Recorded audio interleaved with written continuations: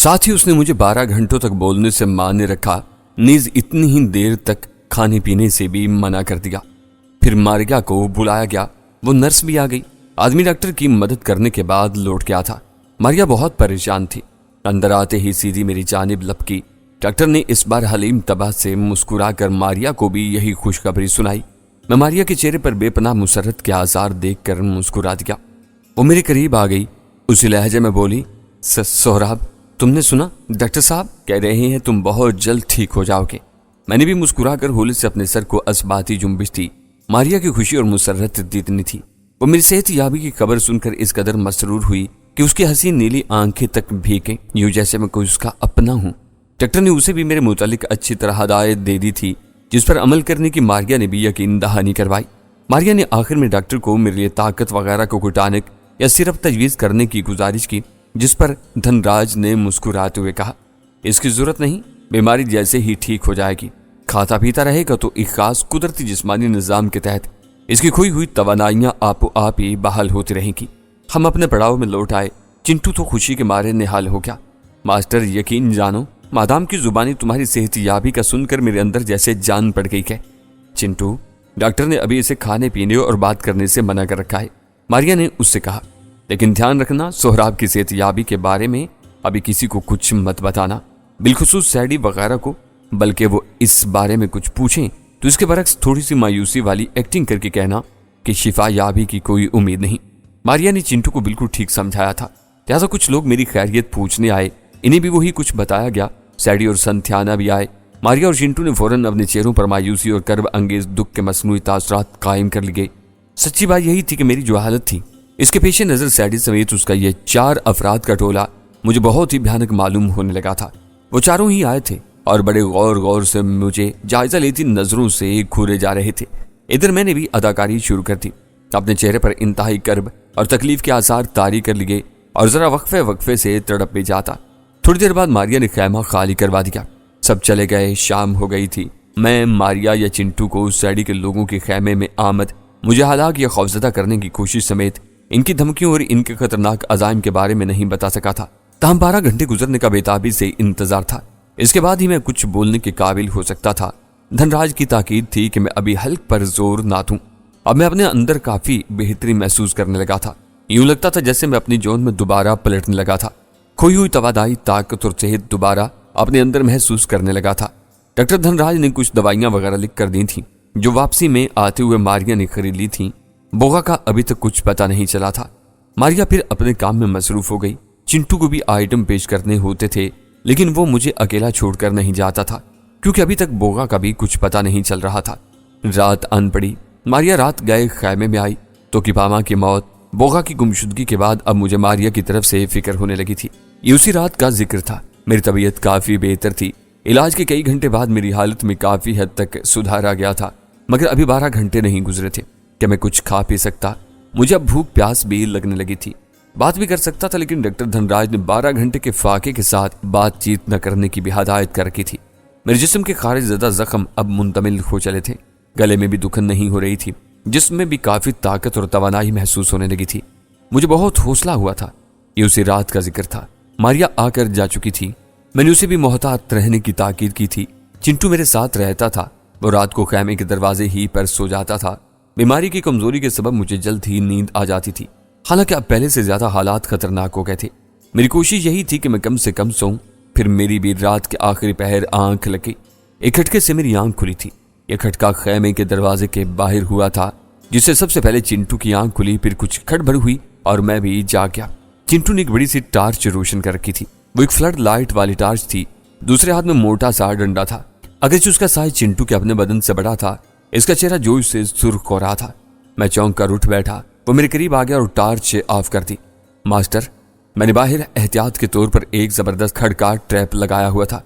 कोई मुंह पर कपड़ा लपेटे चोरी छुपे खैमे में दाखिल होने की कोशिश कर रहा था। खड़के से टकराने पर भाग उठा। मैंने चिंटू की जहानत की दाद दी। फिर हम आखिरी पहर तक बातें करते रहे। अचानक गड़ाप से कोई अंदर दाखिल हुआ। इसने अपने जिस्म पर चादर लपेट रखी थी। इस नई उस्ताद पर मैं बुरी तरह चौंक पड़ा। चिंटू भी बिदका और जल्दी से वही अपने साइज से बड़ा डंडा उठा लिया, लेकिन अंदर दर आने वाला वो चादर पोश शख्स खैमे में दाखिल होते ही फर्श पर गिर गया और उसकी चादर भी खुल गई। तभी चिंटू की चीख निकल गई। अरे अरे, ये तो बोगा है, बहुत जख्मी हालत में। कहते हुए चिंटू ने एकदम डंडा फेंका और बोगा को संभाला देने में लग गया। मैं भी तेजी से धड़कते दिल से बोगा की हेतकजाई को तकता रह गया। इसकी जिस्मानी हालत ऐसी हो रही थी जैसे उस पर बदतरीन तशद्दुद किया जाता रहा हो। वो कराह भी रहा था। चिंटू, फौरन डॉक्टर को बुलाओ, मैंने कहा। नहीं, अभी नहीं, एकदम बोगा इसी तरह कराहते हुए मुश्किल बोला।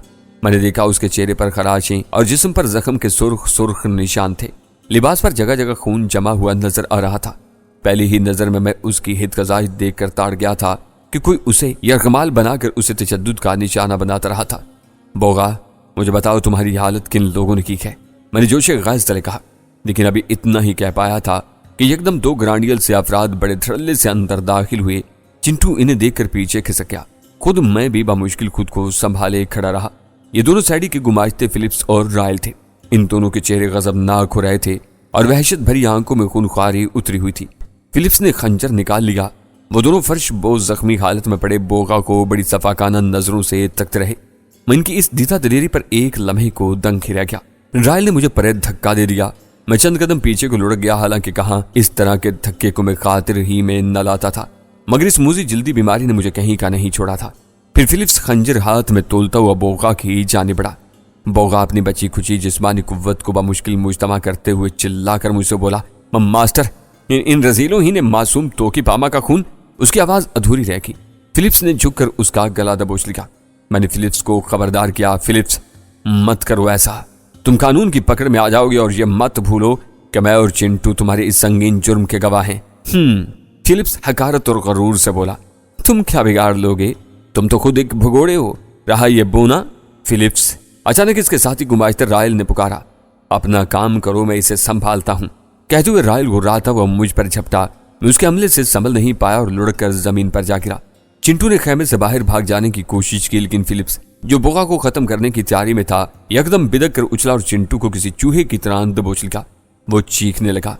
यही वो वक्त था जब मारिया अंदर दाखिल हुई। मारिया स्लीपिंग गाउन में थी, लेकिन शायद पूरी तैयारी के साथ आई थी, क्योंकि अंदर की सूरत-हाल देखते ही उसने अपने ढीले ढाले गाउन के अंदर से एक स्या पिस्टल निकाल लिया। फिलिप्स और रायल उसे देखकर एकदम सख्ते में आ गए। हमारी तरह इन्हें भी कम मारिया के यूं अचानक आ जाने की तवक्का थी। चिंटू को छोड़ दो फिलिप्स, वरना मैं तुम्हें शूट कर दूंगी, मारिया ने एकदम किसी शेरनी की तरह गुर्रा कर कहा और फिलिप्स को छोड़ते ही बनी।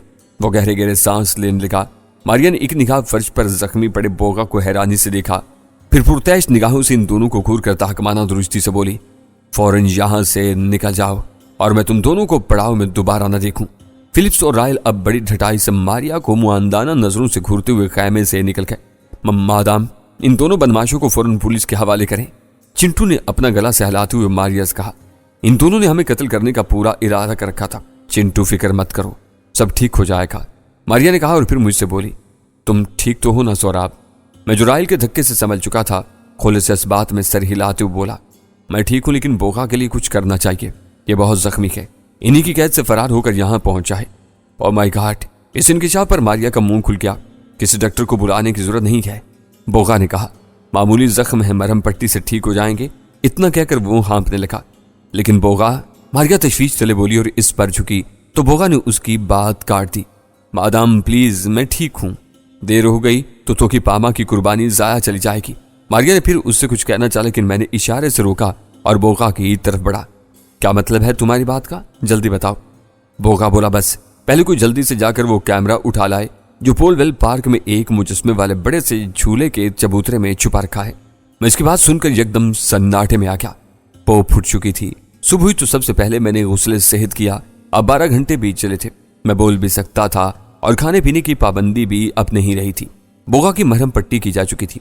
मारिया ने हम सब के लिए जबरदस्त किस्म का नाश्ता बनवाया, जिसमें अंडे, दूध और जूस शामिल था। बोगा की हालत कदरे बेहतर हो गई थी। मारिया ने मेरी हदायत पर अपने चंद आदमियों को चैडी वगैरह से मोहतात रहने की ताकीद करते हुए हमारे खैमे के गिर्द पहरा लगवा दिया था। बोगा ने बड़े सनसनीखेज इंकिशाफात किए थे। इसके मुताबिक जब मैंने तोकी पामा को सैडी और इंडियन स्मगलर मिस्टर डिलहाउजी की स्याह हीरों से मुतल्लिक खुफिया डीलिंग को बेनकाब करने के लिए इनके पीछे पोलवेल पार्क रवाना होने का टास्क दिया था, तो तोकी पामा ने बोगा से इस बात का जिक्र किया था। बोगा ने यह काम खुद करने की ठानी थी, लेकिन तोकी पामा ने इससे इनकार किया और कहा कि इस मिशन से मुतल्लिक जो ब्रीफिंग सोहराब मुझे दे चुका है वो अब मैं ही कर सकती हूँ। बोगा उसकी बात सुनकर खामोश हो गया, लेकिन उसने भी तोकी पामा को बताए बगैर उसकी हिफाजत के नुक्ता नजर से उसकी रैकी शुरू कर दी। पोलवेल पार्क में तोकी पामा अगरचे बड़ी कामयाबी से अपने हदफ को टारगेट कर चुकी थी और इन दोनों की तस्वीर भी उतार ली थी। यही नहीं, इनकी अहम गुफ्तगू और दीगर जरूरी मालूमात मुख्तसरन जल्दी जल्दी एक रुक्के में लिखकर कैमरे के केस में रख डाली थी कि बदकिस्मती से वो राहिल की नजरों में आके सैडी बड़ा चालाक साबित हुआ था। उसने पहले ही इस राहिल को अपनी रैकी पर लगा रखा था। अगरचे उसे यह मालूम नहीं था कि तोकी पामा उसकी और मिस्टर डलहौजी की जासूसी में लगी हुई होगी, लेकिन उसने भी खुद अपनी किसी हिफाजत और मुमकिन खतरे के पेश नजर राहिल को पहले से हदायत कर रखी थी कि कहीं अगर मिस्टर डलहौजी या इसके कोई छुपे हुए साथी बगैर उसे रकम दिए स्याहिरों को हत्याने की कोशिश करें तो वो कूद पड़े। अब ऐसा तो कुछ नहीं हुआ, लेकिन बदकिस्मती से राहिल जो अपने बात सैडी की हिफाजत के लिए आस पास घात लगाए छुपा बैठा था, उसकी अचानक निगाह तोकी पामा पर पड़ी। वो कट गया और उसने तोकी पामा पर हमला कर दिया। तोकी पामा किसी तरह इससे जान छुड़ा कर भागी। बोगा भी चूंकि तोकी पामा की हिफाजत के पेश नजर इसकी रैकी पर था, इसे बचाने के लिए दौड़ा।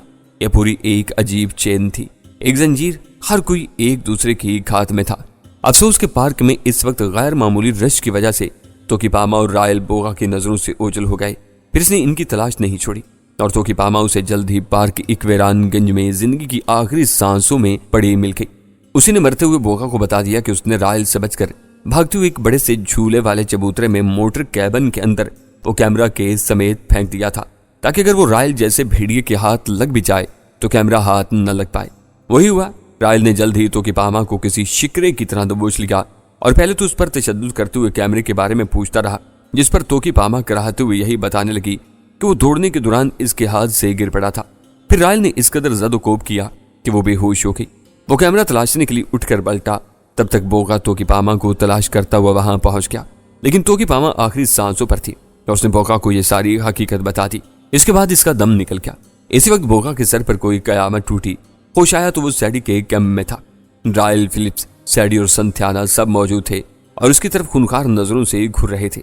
हुआ यह था कि बहुत तलाश के बावजूद कैमरा रायल को नहीं मिला था। मिलता भी कैसे? तोकी पामा ने तो इससे झूठ बोला था, लिहाजा वो गुस्से में वापस तोकी पामा की जानिब पलटा, जिसे वो नीम मुर्दा हालत में छोड़ कर गया था, और वहां पहुंचा तो बोगा को देखते ही उसने इस पर हमला कर दिया और उसे बेहोश कर डाला। बहरकैफ इसके बाद इन्हें यकीन हो गया कि तोकी पामा ने मरते वक्त बोगा को इस कैमरे की किसी खुफिया जगह मौजूदगी के बारे में बता दिया है। वो बोगा पर तशद्दुद करने लगे, मगर बोगा ने जुबान नहीं खोली। फिर एक रात के आखिरी पहर वो इनके कैदी खेमे से भाग निकला और हमारे खेमे में आन पहुंचा। ये सब सुनकर मारिया दंग रह गई। तब मैंने भी मारिया को एक और वाक़े के बारे में आगाह कर दिया। जब ये चारों खबीसों का टोला मुझे धमकाने या हलाक करने की नीयत से खेमे में बड़े धड़ल्ले के साथ आ घुसा था। ये सब सुनने के बाद मारिया के हसीन चेहरे पर पहले तो दहशत, फिर एकाएक नफरत और तैश के तासरात उभर आए। चिंटू की भी यही हालत होने लगी। मारिया गुस्से से पांव पटकते हुए बोली, इन हरामजादों के खिलाफ अब हतमी तौर पर कुछ करना ही पड़ेगा, लेकिन काश मैं ऐसा कर सकती। क्या मतलब? इसकी आखिरी बात पर मैं ही नहीं, चिंटू और बोगा भी चौंके बगैर नहीं रह सके। वो गहरी और सर्द सांस भरकर बोली, डैडी ने सर्कस कंपनी के कुछ अहम मुलाजमीन को कॉन्ट्रैक्ट की बुनियाद पर रखा है। इस मुआहदे की मुद्दत खत्म होने से पहले हम इन्हें नौकरी से नहीं निकाल सकते, लेकिन किसी भी ऐसे मुआहदे की कोई शिक ऐसी जरूर तो होती होगी। आखिर मालिक और मुलाजिम में वाज़ेह फर्क होता ही क्या? मैंने कहा, हाँ, कॉन्ट्रैक्ट या मुआहदे की पहली और बुनियादी शर्त दयानतदारी होती है, किसी शिकायत की गुंजाइश नहीं होती। तो फिर सबूत क्या होंगे? मारिया ने मेरी तरफ सवालिया निगाहों से देखा। सबूत हम खुद हैं, तुम, मैं, चिंटू और बोगा भी तो है, मैंने जवाब दिया। बात फिर वही कानूनी मामलात किया जाएगी और इन हालात में कानूनी मोशगाफियों की मुतहम्मिल नहीं हो सकती। मारिया ने संजीदा और परेशान कुन लहजे में कहा, सैडी बहुत चालाक और मक्कार आदमी है। कॉन्ट्रैक्ट के रोज से बगैर किसी ठोस वजह के किसी अहम मुलाजिम को नौकरी से बेदखल करने पर वो हर्जाने की सूरत में मराहत समेत 5 साल एडवांस तनख्वाह का केस दाखिल कर देगा। ओह, बेख्तियार मेरे मुंह से बरामद हुआ। तब बोगा बोला, मैडम, वो कैमरा तलाश करके ठोस सबूत तो हम हासिल कर लेते हैं। ये काम मैं और चिंटू आज ही कर लेते हैं, या फिर मैं अकेला ही चला जाता हूँ। मारिया और मैंने बैक वक्त बोगा की तरफ देखा। उसके सिवा और कोई चारा नहीं था। कैमरे वाली मुहिम जोई बदकिस्मत तोकी पामा ने अपनी जान देकर सर की थी।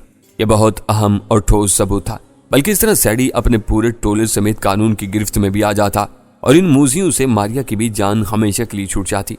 इरादा तो मेरा भी कैमरे की तलाश में जाने का था, लेकिन यहाँ मारिया भी तनहा रह जाती और इन खतरनाक हालात में, जबकि मारिया की जान को भी अब इन लोगों से खतरा हो चला था। इसीलिए बोगा और चिंटू ही इस मुहिम पर रवाना कर दिए गए। शाम को मारिया और मेरी खुशी की इंतहा न रही। जब बोगा और चिंटू भरपूर कामयाबी के साथ लौटे। झूले के इंजन रूम में चिंटू किसी खरगोश की तरह घुस गया था और कैमरा निकाल लाया था। इसके अंदर रुक्का भी था, जिस पर तोकी पामा ने जल्दी जल्दी अंग्रेजी में चंद सतरें लिख डाली थी। हमने जल्दी से रुक्का निकाल कर पढ़ा और जोश से हमारे चेहरे सुर्ख हो गए।